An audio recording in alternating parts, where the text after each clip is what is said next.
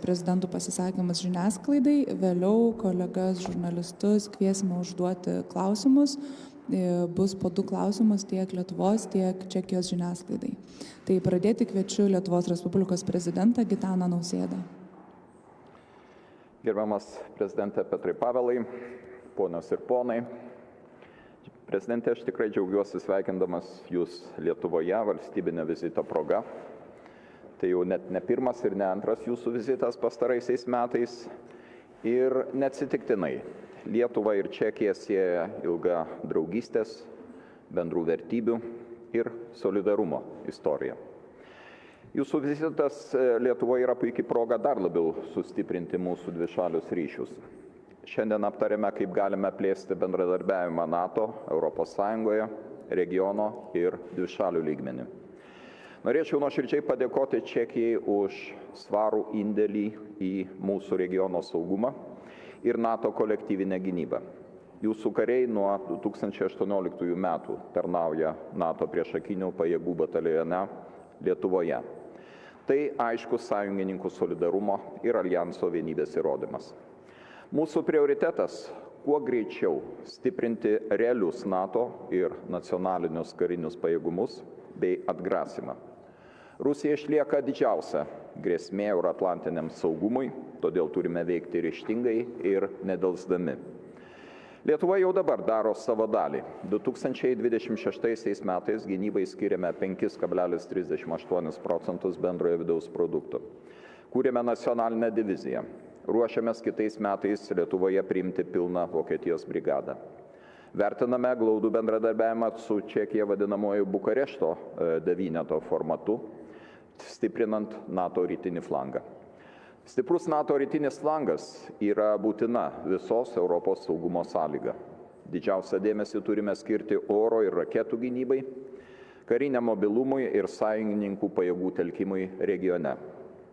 Tvirtas transatlantinis ryšys išlieka NATO kolektyvinės gynybos kertiniu akmeniu. Nuolatinis Jungtinių Amerikos valstijų ir daugianacionalinių NATO pajėgų buvimas mūsų regione yra esminis atgrasimo veiksnys. Gerbiamas prezidente, labai vertiname Čekijos lyderystę ir iniciatyvas stiprinančius Ukrainos gynybinius pajėgumus. Turiu mintyje prieš keletą metų pradėtą amunicijos Ukrainai pirkimo iniciatyvą, kurioje nuo pat pradžių dalyvauja ir Lietuva. Ir toliau kartu stiprinkime Ukrainos gynybinius pajėgumus, didinkime spaudimą Rusijai sankcijomis, bei užtikrinkime atsakomybę už agresijos nusikaltimus. Ponios ir ponai, didelį dėmesį diskusijoje skyrėme Lietuvos ir Čekijos ekonominiam bendradarbiavimui. Džiaugiamės, kad prekyba ir investicijos tarp mūsų šalių auga, bet dar turime neišnaudotų galimybių bendroje ES rinkoje. Matome potencialą plėsti bendradarbiavimą gynybos pramonėje, bepiločių technologijų srityje, taip pat aukštos pridėtinės vertės sektoriuose – gyvybės mokslų, informacinių technologijų ir dirbtinio intelekto. Džiaugiuosi, kad prezidentą Pavelą į Vilnių atlydėjo gausi verslo delegacija, o rytoj kartu atidarysime verslo forumą. Svarbi mūsų pokalbio dalis buvo energetinis saugumas. Aptarėme ES finansavimo priemonių svarbą stiprinant kritinę energetikos infrastruktūrą ir įgyvendinant tarpvalstybinius projektus. Labai vertiname Čekijos sprendimą pasekti Lietuvos pavyzdžiu ir visiškai atsisakyti Rusijos energetinių išteklių. Gerbiamas prezidente, gerbiamas Petrai, Lietuva ir Čekija sieja ne tik politiniai ir saugumo interesai, bet ir gili istorinė patirtis, glaudus kultūriniai bei akademiniai ryšiai.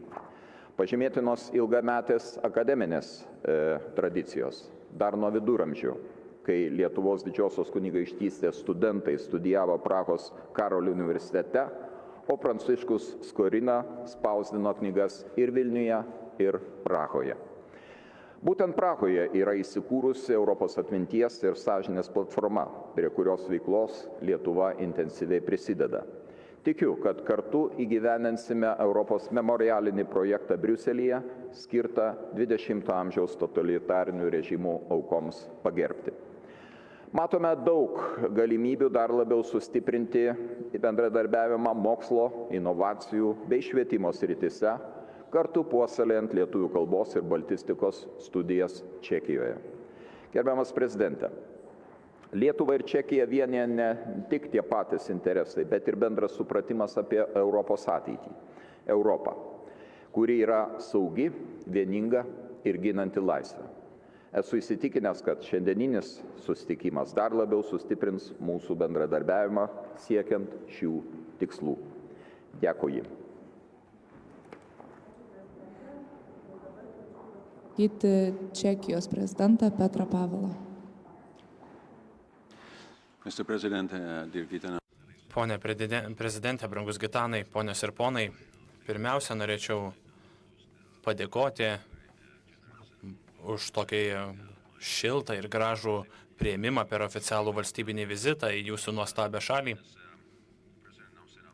Kaip prezidentas Nausėda jau minėjo, mūsų šalis nors ir nėra kaiminės geografinių požiūrių, bet manau, kad esam kaiminės protinių požiūrių. Mūsų nuomonės labai panašios, jei ne visais, tai labai daugeliu klausimų ir iššūkių.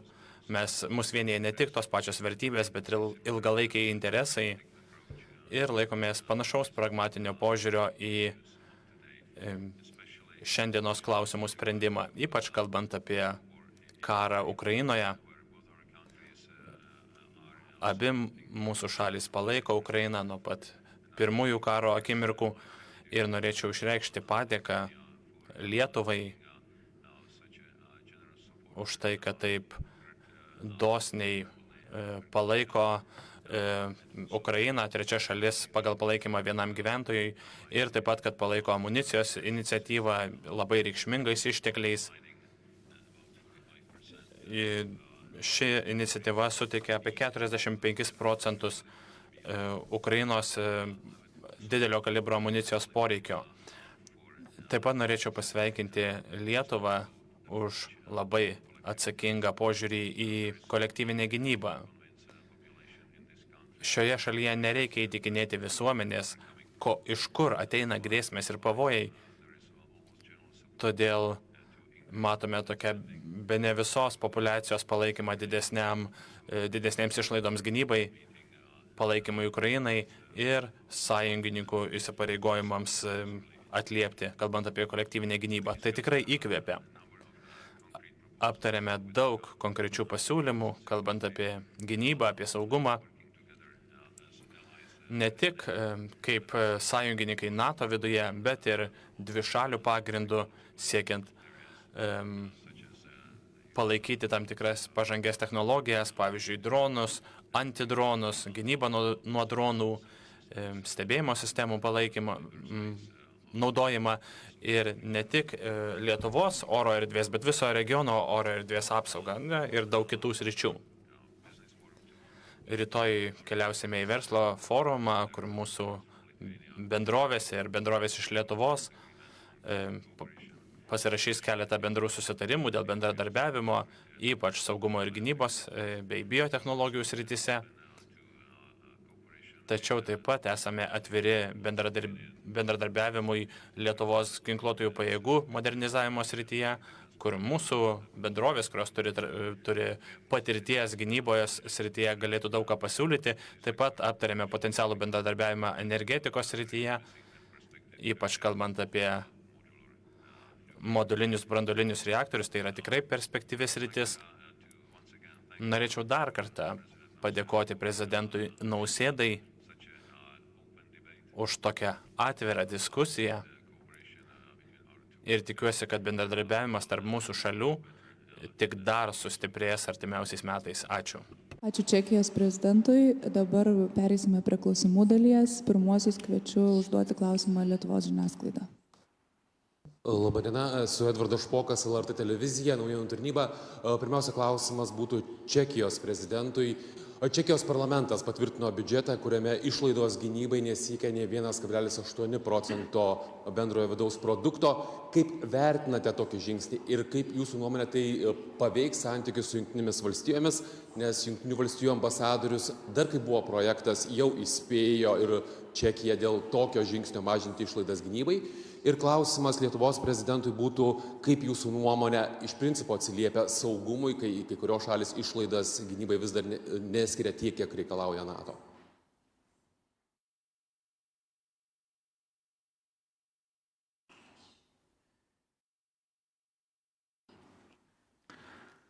Let me first say that Pirmiausia, norėčiau pasakyti, kad aš asmeniškai į išlaidas gynybai žiūriu į atsakomybės ir atsakingo įtikinamo požiūrio ženklą. Jeigu šalis tikisi pasikliauti kolektyvinės gynybos sistema, pirmasis reikalavimas yra pačiai šaliai prisidėti tiek, kiek reikia prie tos kolektyvinės gynybos. Jeigu nors viena šalis nepasiekia finansinių įsipareigojimų, taip stato į pavojų viso alijanso kolektyvinę gynybą. Šiuo atžvilgiu turiu kritiškai pasisakyti apie gynybai skirtą biudžetą Čekijos Respublikoje ir aš aptarsiu savo argumentus su ministru pirmininku ateinančią savaitę. Tikriausiai tai gynybos biudžeto savaime nepakeis, bet tikiu, kad Čekijos Respublika suvokia, kaip svarbu padidinti išlaidas gynybai ir dabartinė vyriausybė tvirtina, kad šie metai, kaip jie sako, bus perėjimo metai, o jau nuo kitų metų bus siekiama didinti išlaidas gynybai. Tačiau dabartinė valdžia dar kol kas nepareiškia įsipareigojimų, kuriuos tokių pačių kaip ir praėjusi vyriausybė, tad mums šalies viduje reikia būtinai aptarti šį klausimą, bet aš manau, kad galiausiai Čekija bus atsakinga partnerė. Pirmiausia, apie Lietuvą. Lietuva tikrai šiuo metu yra pirmoji valstybė NATO sąraše, NATO grupėje, kuris skiria didžiausią dalį procentą gynybai. Tačiau tie 5,38% tai yra ne tik ir net ne tiek dėl to, kad NATO reikalauja įgyvendinti šį principą, kiek dėl to, kad mes esame užsibrėžę labai konkretų tikslą įgyvendinti nacionalinę diviziją kartu su sustiprintojais, kartu su visa karinė įranga, amunicijomis, rezervais, infrastruktūra iki 2030 metų, vertindami, kad laiko horizontas, kurį turime pasirengti, nėra labai didelis. Todėl skirsime tarp 5 ir 6% ir darysime viską, kad toks procentas būtų skiriamas ne tik tai 26, bet ir 27 ir vėlesniais metais. Kalbant apskritai apie NATO, tai be jokios abejonės NATO sutarė, kad 5%, 3,5% vadinamosios kietosios išlaidos ir 1,5% infrastruktūrinės turi būti skirta iki 2030 praktiškai 40-mečio vidurio. Bet tai reiškia, kad iš tikrųjų galima nuosekliai artėti prie šito lygio kiekvienais metais, skiriant vis didesnę gynybos išlaidų dalį. Ir šitą daryti yra būtina, nes manau, kad jeigu atsiras valstybių, kurios nukryps nuo šitos tendencijos, tai suduos smūgį netgi ne tiek tų valstybių patikimumui, kiek NATO kaip kolektyvinės gynybos organizacijos patikimumui apskritai. Todėl tikrai raginčiau visas valstybės labai rimtai vertinti savo prisimtus įsipareigojimus ir siekti, kad gynybos išlaidos pasiektų nustatytą lygį. Kviečiu klausimą užduoti Čekijos žiniasklaidą. Jan Čapek, Czech TV. How important is Čekijos televizija. Kiek svarbus bendradarbiavimas tarp Čekijos ir Lietuvos, kalbant apie regiono saugumą, ir koks būtų pagrindinis pavyzdys, neskaitant amunicijos iniciatyvos? Tai atsakymas yra vienareikšmiškai. Mes labai vertiname Čekijos indėlį į regioninį saugumą ir kuomet mes kalbame apie regioninį saugumą, aš kalbu plačiaja prasme apie visą rytinį NATO arba ES flangą. Čekijos lyderystė yra matoma, Čekijos lyderystė yra pripažįstama ir turbūt čekiškos iniciatyvos esmė. Tai, sakyčiau, viena iš sėkmingiausių pastarųjų metų iniciatyvų skirta Ukrainai paremti, prie kurios Lietuva prisijungia nedelsdama ir tikrai yra pasirengusi prisidėti ir toliau, nes Ukrainai visada reikia amunicijos ir kai kurios oro gynybos sistemos dėja negali būti panaudojamas efektyviai dėl to, kad jos neturi pakankamai amunicijos, kalbu apie artilerijos pajėgumus. Tiesiog tai yra šiandienos karo logikos būtinybė. Tačiau Čekija mums taip pat labai svarbi ir bendradarbiavimo ekonominėje gynybos pramonės srityje. Todėl šiandien nemažą laiko dalį skyrėme tam, kad aptartume, kaip galėtume sustiprinti savo prekybinius santykius ir savo investicijas, tiek Lietuvos investicijas Čekijos Respublikoje, tiek Čekijos investicijas Lietuvoje. Ir manau, kad rytojaus verslo formos kaip tik atskleis tą potencialą įmonių, kurios yra tikrai ne žodžiais, o darbais suinteresuotos plėtoti bendrus projektus. Ir tai bus toli gražu ne tik tai gynybos pramonės įmonės, tačiau tai bus ir gyvybės mokslų, ICT, dirbtinio intelekto įmonės ir šių įmonių plėtra tiek Čekija, tiek Lietuva gali didžiuotis. Pastaraisiais metais šie sektoriai išgyvena tiesiog augimo bumą.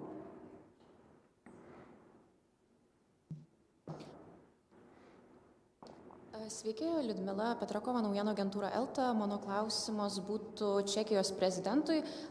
Klausimas, iš dviejų pusių. Tai pirmoji dalis, jūsų ir šalies premjero nuomonės paramos Ukrainai klausimų, šiek tiek išsiskiria. Tai sakykite, kaip ateityje, ar mes galime matyti tam tikrų rizikų, kad ta parama gali Ukrainai modifikuotis? Ir antra klausimo dalis mano būtų, kad Čekija visai neseniai visiškai atsisakė rusiškos naftos, ar kylant naftos kainoms, Čekija yra pakankamai atspari, kad atsispirtų rusiškai naftai. Ačiū.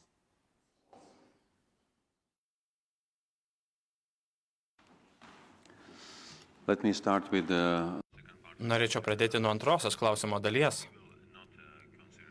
Mes nesvarstysime grįžti prie Rusijos energijos išteklių, kad ir kokia būtų situacija artimuosiuose rytuose. Mes nebesame priklausomi nuo Rusijos energetikos šaltinių, tai yra galutinis sprendimas. Ir techniškai net nebūtų įmanoma atkurti tokio tiekimo. Tačiau atžvilgiu galime pasikliauti ištekliais ateinančiais iš pietų ir vakarų, kurių yra pakankamai, kad atlieptų visus mūsų poreikius. O kalbant apie pirmąją klausimo dalį,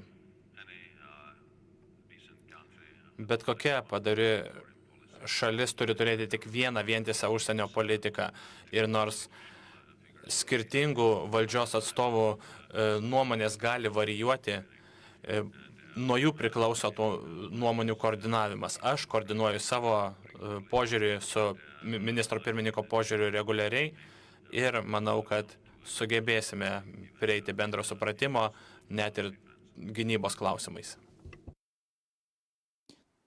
Ačiū, spaudos konferencija baigta.